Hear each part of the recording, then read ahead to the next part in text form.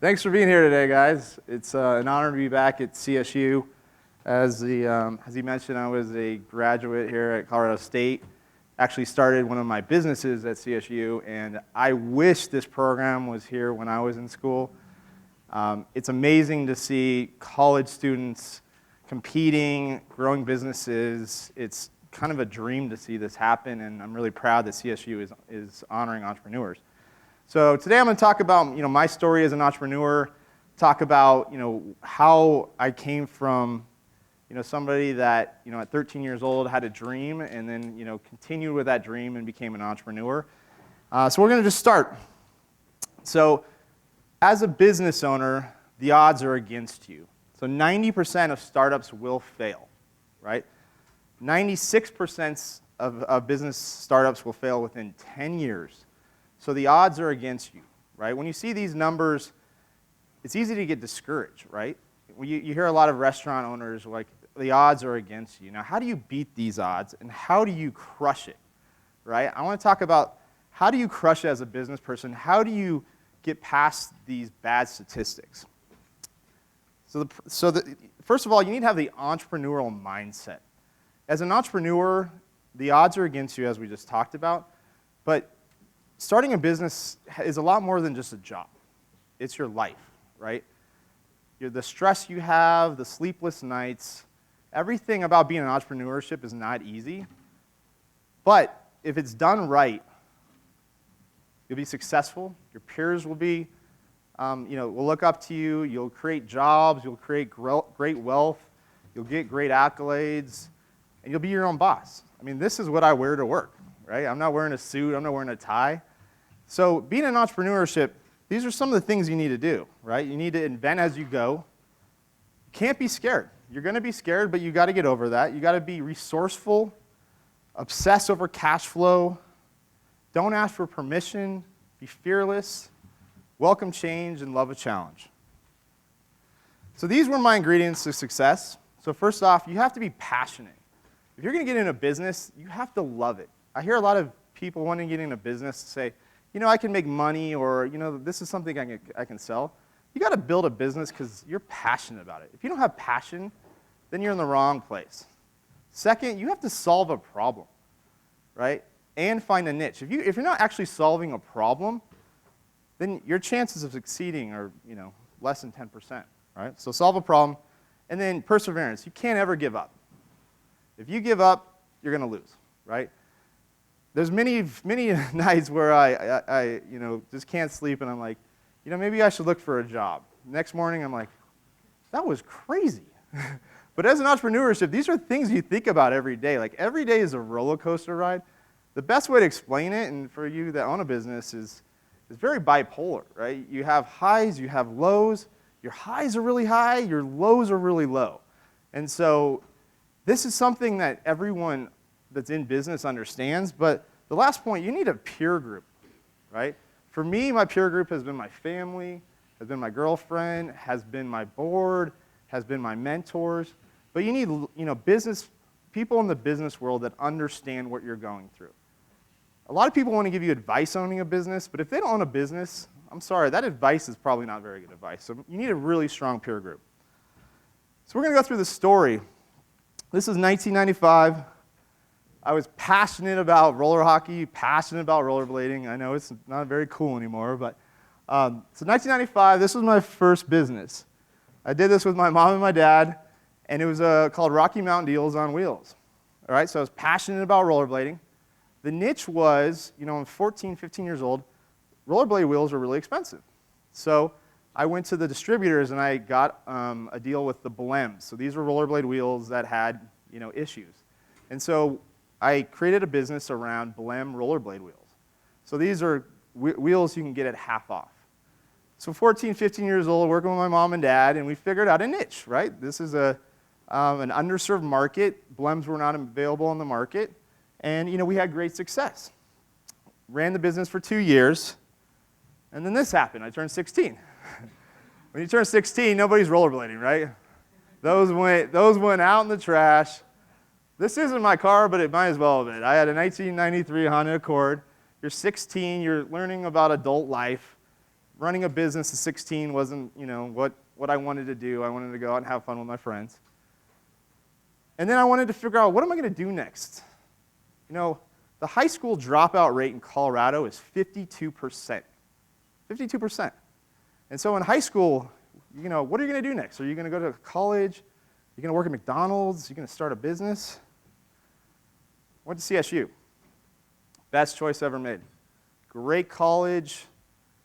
Best town in Colorado, in my opinion. And while I was at CSU, I got a job at the Collegiate. So that's the CSU newspaper.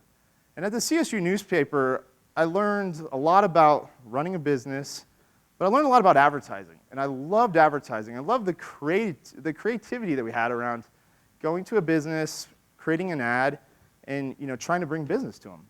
So at CSU, I learned a lot about advertising. In 1999, sorry for the bad music, I started my second business, which was called PartyAroundTown.com. So 1999, sophomore in college, I got kicked out of 2 apartment complexes. I got kicked out of 2 apartment complexes for throwing parties. My parents were like, what's going on? You're losing deposits, you're getting kicked out of apartment complexes. So what I did is I started a company around throwing parties in bars. Right? Brilliant. I went from getting kicked out of apartment buildings to making $2,000 a week throwing events at bars. So now I'm 21 years old, I think it was 20 when I started, but no one actually knows that story. So 21 years old, and every Friday we'd have an event at a bar here in Fort Collins, charge a cover, $1,500, $2,000 a week, making $8,000 a month as a college student. I was probably the richest guy on college, right?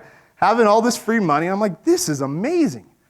Now, when I was at the Collegiate, I also, since I learned about advertising, I'd figured out how to promote my events. So I would put ads in the newspaper, I'd put ads in classifieds, and next thing you know, I kind of combined my 2 passions. I had a passion for advertising and I had a passion for events, and those 2 ended up working really well together. Must rocket calculus. I wanted to get into the business school more than anything, but to get in the business school, you needed a B in calculus, right? I took calculus 2 times and got a B- both times, so I didn't get in the business school. So still a little sour about that, but I ended up going to technical journalism, which was a great choice.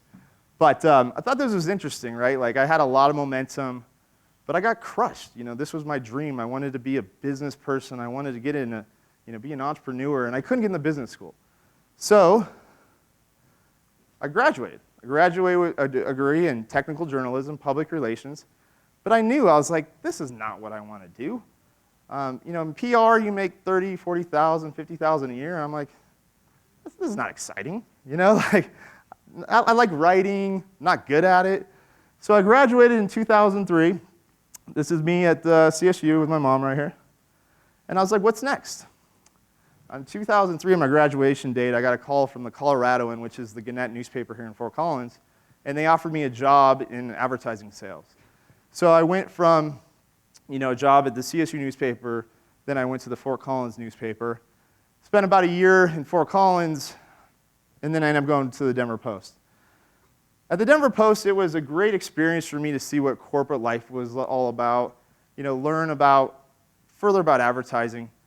But there was a time at the Denver Post, our CEO came to me, and this was in a company-wide meeting, and he said that Craigslist was a fad and that Facebook was the next MySpace. This was 2004, guys.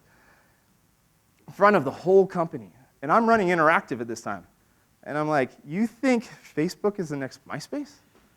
And you think Craigslist is a fad? I was like, I don't know who I'm working for or why I'm working for this guy, right? I single-handedly saw the newspaper business get destroyed by those single 2 companies. Craigslist destroyed classifieds. Facebook and Google make up 75 cents of every advertising dollar, right? These guys were saying, oh, we're fine. Newspaper is here to stay. Their name used to be Media News Group. We used to sell print and give away digital. Guess what their name is today? It's Digital First.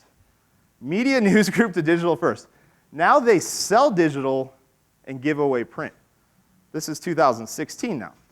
So after 4 years of the Denver Post, Yeah, boy! I continued my, I had a dual life. So while I was doing advertising sales, at night I had a concert business. So here are some of the pictures from the concert days. I did about 300 concerts. And so at night I would throw concerts or events. During the day I was, corporate America. This was my dream. I was passionate about being a concert promoter. I had a great peer group of friends that loved what I've done. There was a niche. I was serving an underserved market of more of the hip-hop culture in Denver. So working with guys like Flavor Flav, Snoop Dogg, Bone Thugs and Harmony. But what I learned was this was a market that was dominated by two companies. So you have Live Nation and AEG Live. And so I was successful in this business, but I had huge obstacles to overcome. It was kind of one of those businesses where you either joined them or you died.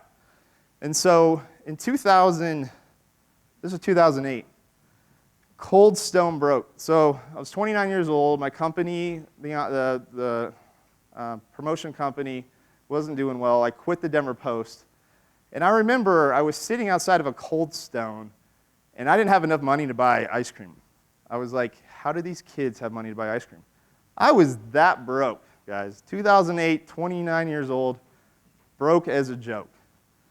And so I was like, what am I going to do? Friends, family were like, go back to corporate America. They pay your bills. And I was like, I don't fit in. I can't wear this at the Denver Post. I don't want to go back there. Everyone thought I was crazy, right? So The Power of Broke, I don't know if you guys have read this book, but Damon John just came out with this book.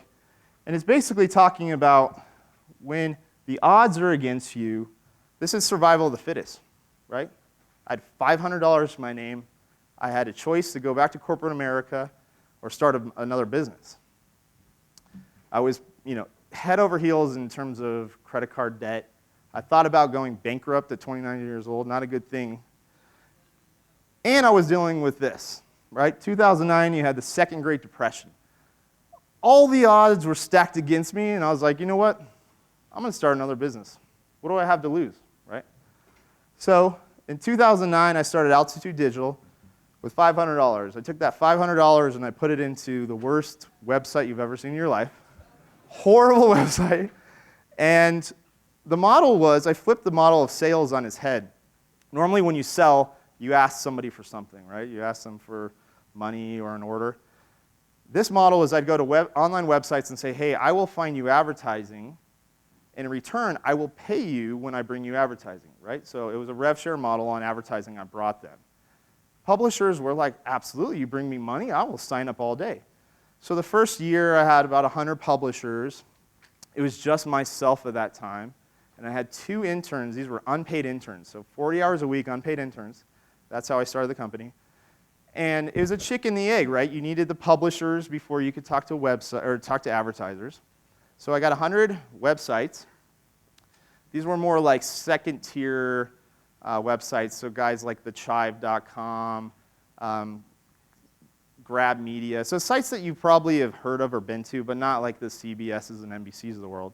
So these publishers are really good at getting traffic but not making money. So they love this. They're like, bring me advertising, you're going to pay me, this do it, right? So that's how Altitude Digital was started. Very quickly, we started to get growth. This model was a niche, right? The second-tier publishers were underserved. They had one option in town, and that was Google. Let's face it, like, have you ever seen a 1-800 number on a Google, right? You can't get a hold of the guys. So the model worked, right? The niche was right. I was passionate about the business. I had a peer group. So my dad ran finance. My brother-in-law ran operations. And I had a lot of support around me. Now, we had a lot of hard days, right?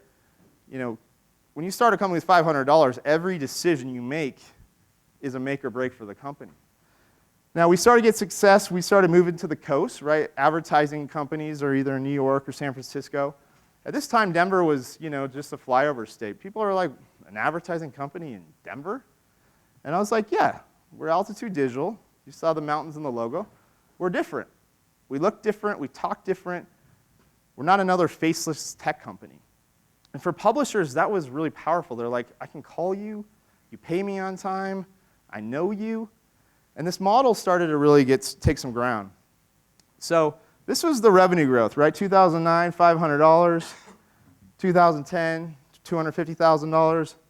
We raised $5 million in VC capital in 2012. At that time, we were at $12 million in revenue. So one of the best things I did was I waited to raise money. By waiting to raise money, you keep a lot more equity. And I never had a partner. So when I raised money in 2012, I raised $5 million, I only had to give up 17% of the company. And I see a lot of entrepreneurs make that mistake. They start with 2 or 3 business partners. Right there, you're down to 50 or 33%. Then they raise money when they first start. All of a sudden, you're down to 10% equity, right? So I waited until 2012. We raised some money. Fast forward to 2016, we'll do over $90 million in revenue. So in a matter of 7 years, we'll do $250 million in revenue out of a $500 investment. Not a bad start, right? The best thing about this business is it works 24/7. Right now, we are serving, let's call it about 250 million ads a second. So we serve 9 billion ads per day. So every minute of every day when I'm sleeping, I'm making money. And this is a widget business. Like, this is not a tangible business. So I'll talk about the business. So originally it was sales and marketing around advertising.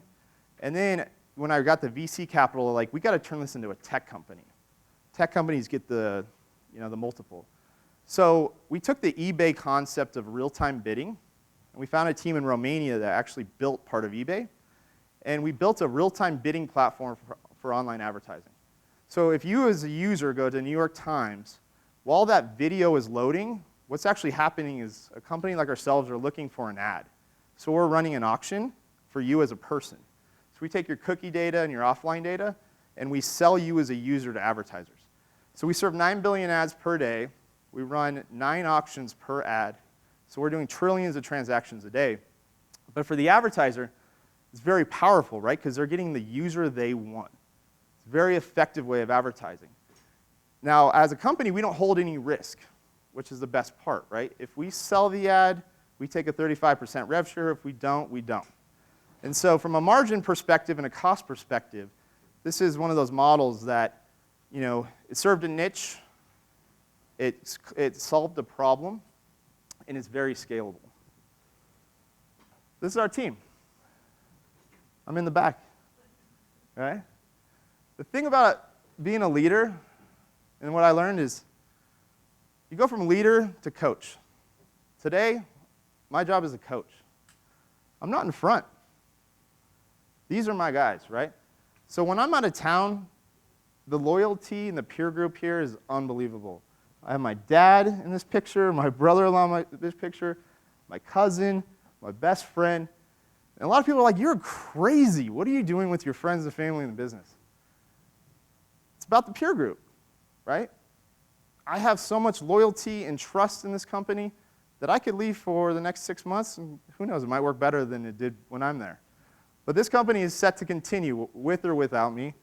But another thing, as you can see the guitars here, so my passion for music, I meshed with advertising. And so culture is king in business right now, and it should be forever, but I call my employees rock stars. So I took the passion of music, the passion of advertising, and I meshed them together. And it was an amazing combination, right? I have musicians that now work for me. I have people, we sponsor concerts. Like, we know what our DNA and culture is. And it's work hard, play hard, right? So this is the team.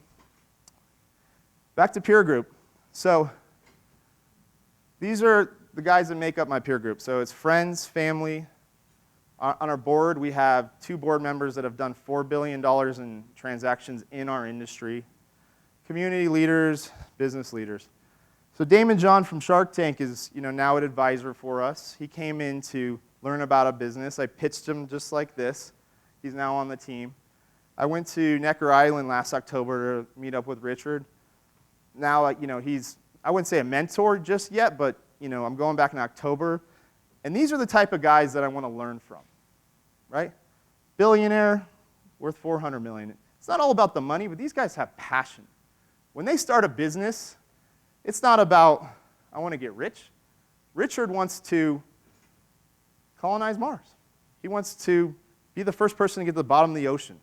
He wants to give every person on this planet internet. He wants to desalinize water, right? Damon John, he's passionate about business. He owns 96 businesses from Shark Tank, and he loves what he does, right? And so those are the type of people, like as you start building, that you want to be around, right? Because your life as an entrepreneur is hard. But let me tell you, their lives are a lot harder, right? Richard has 180,000 employees.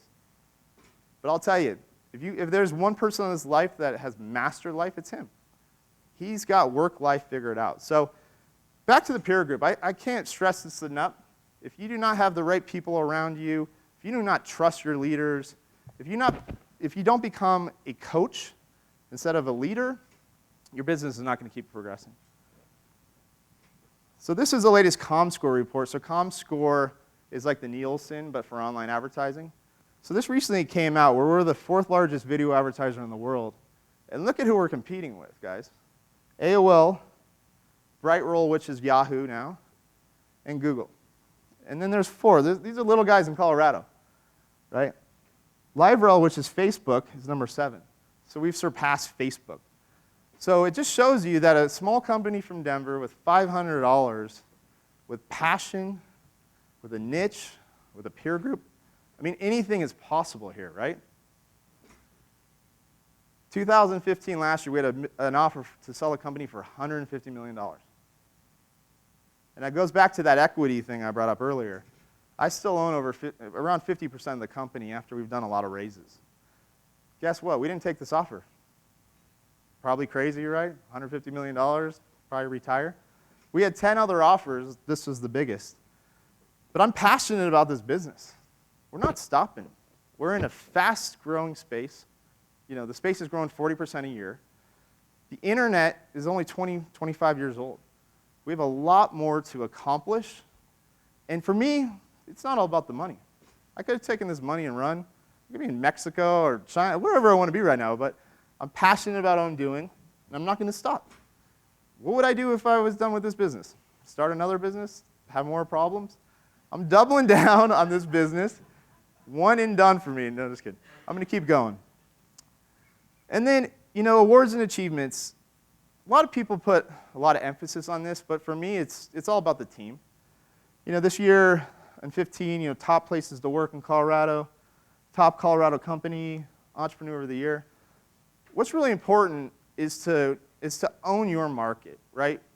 We only have 3 clients in Colorado. Our clients are on the coast or international. But it was really important for me and our team to be well known in Colorado, right? If you can't own your market, how do you expect to be known in any other market? And so, you know, we have 38 awards over 6 years.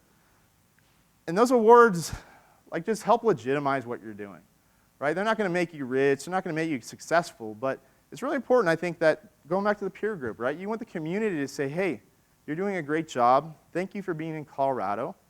And continue, right? So these were an achievement we're really proud of.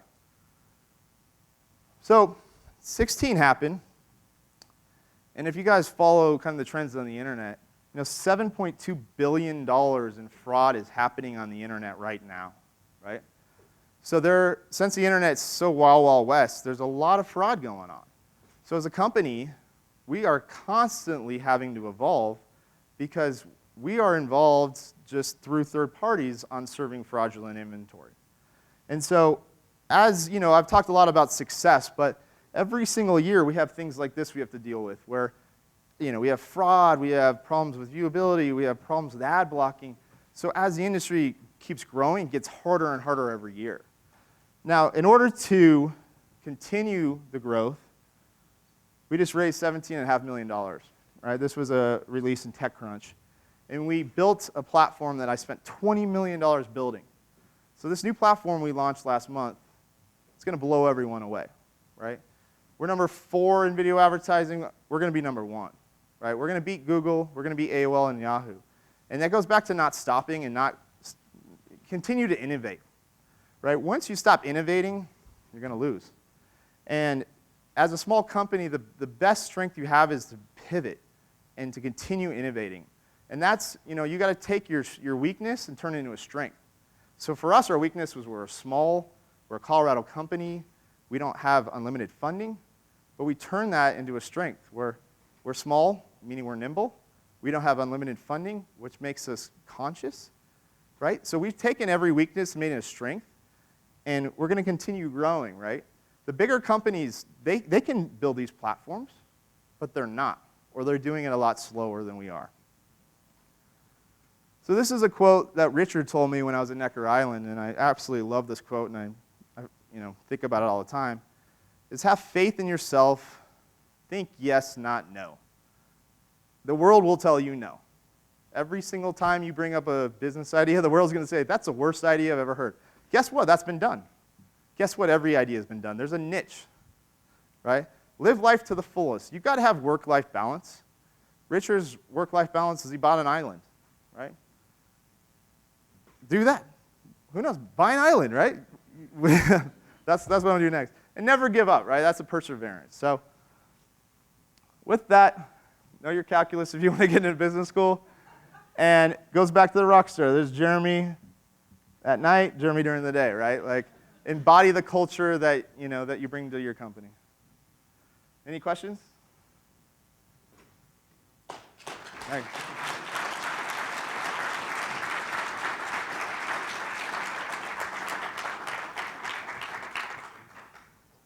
We've got some time for some questions. Got 3 minutes and 53 seconds. Go ahead.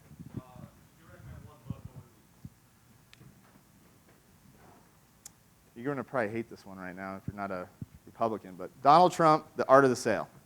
And if you've read that book, it's exactly what Donald Trump's doing in this election. So I'd say Donald Trump, Art of the Sale.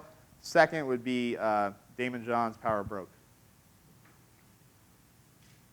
What are you guys doing differently with the new platform? What's the competitive? Can you tell us? Sure. Since it's so new, Yeah. what's the innovation that you're striving to? Sure. So 20 to 30% of all the ads on the internet are getting blocked by ad blocking. So we've developed the world's first white labeled supply side platform. So this is a platform for publishers to run their whole business. And when a publisher uses our white label service, they get around ad blocking. So right now, ad blockers block on the ad server domain, so ads.doubleclick.com, which is a Google ad server. When you white label to say wallstreetjournal.com, you get around ad blocking. So that's 20, 30% growth there. So that's one. Two is we've got rid of all the middleman. So we say we give you margin back. So you use our platform to monetize your business, you save 30, 40%. And then since this is white labeled, you control the whole business. So when you use Google or Facebook or some of these other platforms, they do a lot of throttling. They control your business. You're at the mercy of them. So this is kind of a revolutionary idea on an older business, if you will. Any other questions? No? All right, guys. Thank you so much. Great job, Jeremy. That was really fun.